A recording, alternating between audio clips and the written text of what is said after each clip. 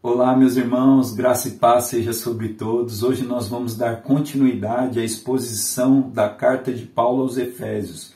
Hoje nós vamos dar início ao capítulo 2, nós vamos ler do versículo 1 até o versículo 10. Hoje eu quero dar assim um panorama do que nós vamos falar. Hoje nós vamos ver um contraste da natureza do homem, nós vamos ver um contraste da natureza do homem com a natureza de Deus. Nós vamos ver a realidade do homem e a realidade de Deus. E nós vamos ver no finalzinho, no versículo 10, o resultado daquilo que acontece com o homem quando o homem é encontrado por Deus. Deus faz uma grande obra nas nossas vidas. E hoje é esse o assunto que nós vamos abordar. Esse contraste entre o homem e Deus e o resultado do encontro do homem com Deus. Amém? Vamos ler aqui então a partir do versículo 1 e conforme nós formos lendo eu vou parando e comentando aquilo que o Espírito Santo for assim iluminando, tá bom? Então quero ler aqui a partir do versículo 1, Efésios 2, versículo 1. Vocês estavam mortos por causa de sua desobediência e de seus muitos pecados, nos quais costumavam viver como o resto do mundo, obedecendo ao comandante dos poderes do mundo invisível.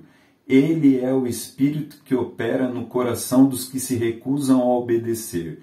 Todos nós vivíamos deste modo, seguindo os desejos ardentes e as inclinações da nossa natureza humana. Éramos, por natureza, merecedores da ira como os demais. Esses 3 versículos, eles falam sobre a realidade da natureza humana. O que a Bíblia aqui fala sobre nós? Quem somos nós? Nós estávamos mortos. Você vê esse detalhe? A Bíblia não fala que nós tínhamos um problema, que nós estávamos doentes, que é um detalhezinho só, porque hoje quando nós conversamos com as pessoas parece que existe uma certa ilusão. Parece que não cai a ficha, as pessoas não enxergam a realidade do que a Bíblia descreve. Qual a realidade do homem descrita aqui? Nós estávamos mortos, estávamos afastados de Deus, andávamos segundo as nossas vontades, segundo os nossos desejos. Então não é um detalhezinho. Às vezes você conversa com pessoas e as pessoas falam, mas fulano, ele é tão legal, ele é tão jóia, só falta um detalhezinho, só falta Jesus na vida dele, como se Jesus fosse um detalhe. Não é isso. A Bíblia diz que a nossa realidade é que nós estávamos mortos, separados de Deus, andávamos segundo a nossa vontade, segundo o nosso desejo, contrários à vontade de Deus, contrários ao desejo de Deus. E por isso éramos merecedores da ira de Deus, éramos o alvo da ira de Deus. Essa é a realidade do homem distante de Deus.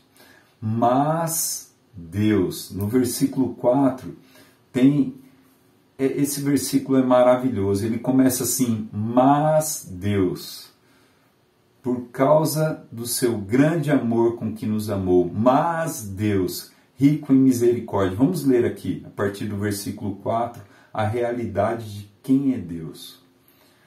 Versículo 4. Mas Deus é tão rico em misericórdia e nos amou tanto que, embora estivéssemos mortos por causa de nossos pecados, Ele nos deu vida juntamente com Cristo.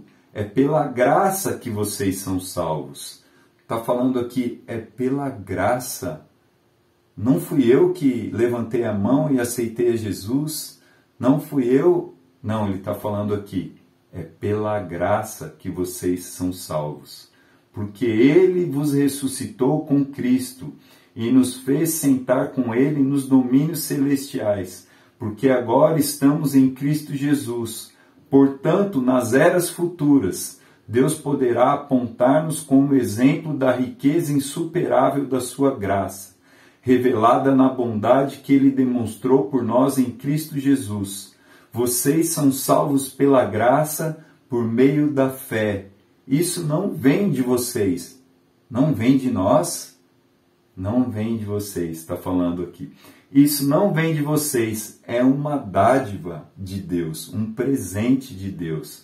Não é uma recompensa pela prática de boas obras, para que ninguém venha se orgulhar, pois somos obra-prima de Deus, criados em Cristo Jesus, a fim de realizarmos as boas obras que Ele de antemão planejou para nós.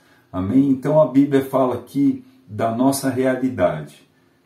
Quem éramos nós? O alvo da ira de Deus, pecadores por natureza, mortos em nossos pecados, separados de Deus, mas Deus, rico em amor, rico em misericórdia, grande em amor, pelo grande amor com que Ele nos amou, mesmo nós estando mortos, nós estávamos mortos, não houve iniciativa nossa para nos aproximarmos de Deus, nós estávamos mortos, mas Ele nos deu vida, Ele nos ressuscitou em Cristo, e se fosse só isso, né, ele fala, Ele nos perdoou, Ele nos deu vida, Ele nos ressuscitou, mas aqui tem um detalhe, um versículo que fala que Ele nos colocou juntamente com Cristo à direita do trono de Deus.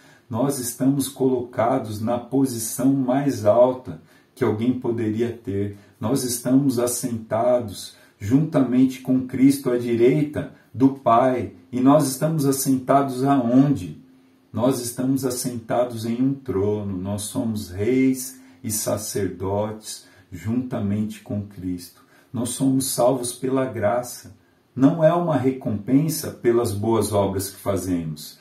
Muitas pessoas pensam que porque são boas, porque praticam boas obras, vão alcançar a salvação. Deus estipulou uma maneira de salvar o homem. A maneira de Deus salvar o homem é acessada pela fé. Deus resolveu salvar o homem pela loucura da pregação. E você sabe o que é a loucura da pregação? Não é uma pregação muito louca, uma pregação divertida. A loucura da pregação é que um judeu crucificado na cruz é a solução para toda a humanidade. É a solução para a destruição que o pecado gerou no homem e na criação. Jesus Cristo é o Cordeiro de Deus que tira o pecado do mundo. Nós somos salvos pelo que Jesus fez. E nós temos acesso a essa salvação por meio da fé. Não é uma recompensa pela prática de boas obras. Não é uma recompensa por aquilo que nós fazemos. Não é um prêmio, mas é um presente de Deus. É uma dádiva de Deus para que ninguém se glorie. Então a natureza do homem, nós vemos aqui um homem pecador, e a natureza de Deus, nós vemos aqui um Deus de amor, rico em misericórdia, grande em perdão. E nós vemos que do encontro de Deus com o homem, né, não fomos nós que demos um passo até Deus. Deus, Ele sempre está dando um passo para nos encontrar. Foi Ele quem nos chamou. Nós vemos lá no capítulo 1 de Efésios, nós já estudamos. Ele nos escolheu antes da fundação do mundo. Ele nos predestinou para a adoção de filhos. Sempre é Deus vindo atrás de nós. E quando Deus nos encontra, versículo 10 fala o que Ele faz em nós. Ao encontro do homem pecador com o Deus de amor. Olha o que acontece aqui. Vamos ler de novo o versículo 10.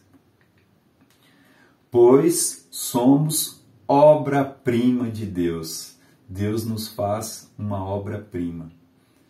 A tradução no grego, a palavra usada lá também pode ser traduzida como poema. Nós somos a obra-prima de Deus, nós somos o poema de Deus. Aí ele segue falando aqui, ó, criados, nós somos criados novamente. Lembra, o homem natural, nascido em Adão, criado em Adão, é um derrotado, é inútil. O homem nascido em Adão, ele não tem condições de se salvar e ele não tem condições de melhorar. Mas agora, criados em Cristo Jesus, a fim de realizar as boas obras que Ele de antemão planejou para nós. Agora, criados em Cristo Jesus, nós podemos fazer as boas obras que Deus já preparou para nós. Nós lemos aqui nesses versículos o contraste entre o homem natural e o Deus de amor. Nós vemos o resultado desse encontro do homem natural com Deus. Somos criados em Cristo Jesus. Somos nova criatura em Cristo Jesus. Nascemos de novo, nascemos do alto, nascemos em Deus. Somos a obra-prima de Deus agora, criados em Cristo. Somos o poema de Deus e nós podemos realizar as boas obras que Ele preparou para nós de antemão. Deus já preparou, e a minha oração nesses dias tem sido: Deus, quais são as boas obras que o Senhor preparou para mim? Eu quero estar sensível, eu quero ter espírito de sabedoria e de revelação para te conhecer, para saber aquilo que o Senhor já preparou para mim. Eu quero estar disposto e disponível para fazer as boas obras que o Senhor já separou para mim. Você está entendendo aqui? O entendimento desse texto nós não somos salvos pelas obras, nós somos salvos para as boas obras. Nós não fazemos obras para sermos salvos, mas porque somos salvos, porque nascemos de novo, nós podemos fazer as boas obras. E por que Deus fez isso? Quero ler um versículo aqui, ó. Deixa eu ver aqui qual que é. O versículo 7. Por que Deus fez toda essa obra? Encontrou o homem pecador e salvou. Portanto, nas eras futuras, Deus poderá apontar-nos como exemplos da riqueza insuperável de sua graça, revelada na bondade que Ele demonstrou por nós em Cristo Jesus. Deus fez tudo isso para o louvor da sua glória. Nós eternamente seremos apontados como o alvo do amor de Deus. Nós eternamente seremos apontados como aqueles que alcançaram graça, misericórdia, perdão, amor. Nós seremos eternamente um testemunho, nós seremos um exemplo. Deus vai nos usar como exemplo. Quando os anjos no céu verem, o Eduardo, eles vão falar: o quê? O Eduardo aqui, ele era morto, cheio de pecado, andava segundo as suas vontades, era contrário a Deus. Mas Deus, rico em misericórdia, cheio de amor, Ele nos amou primeiro. Pela graça somos salvos. Somos salvos para as boas obras. Então, hoje nós vemos esse contraste aqui. O contraste da realidade do homem, o contraste da realidade de quem é Deus, o resultado desse encontro de nós com Deus. Somos salvos pela graça, para o louvor da glória de Deus. Que você seja revelado disso, que você seja cheio de alegria, que brote louvor, que brote adoração nos seus lábios por essa grande obra que Deus está realizando em nós. Nós começamos a ser transformados, E Paulo, em algum momento ali em Filipenses, ele fala assim, aquele que começou a boa obra em nossas vidas, ele é fiel para completá-la até o dia de Cristo. Ele começou essa obra em nós e ele está completando. Você acha que vai dar certo? Já deu certo, para a glória de Deus. Amém? Então quero encerrar por aqui. Você que não assistiu os outros vídeos, volta lá, nós temos a exposição, versículo por versículo, a partir do capítulo 1, e nós vamos até o capítulo 6.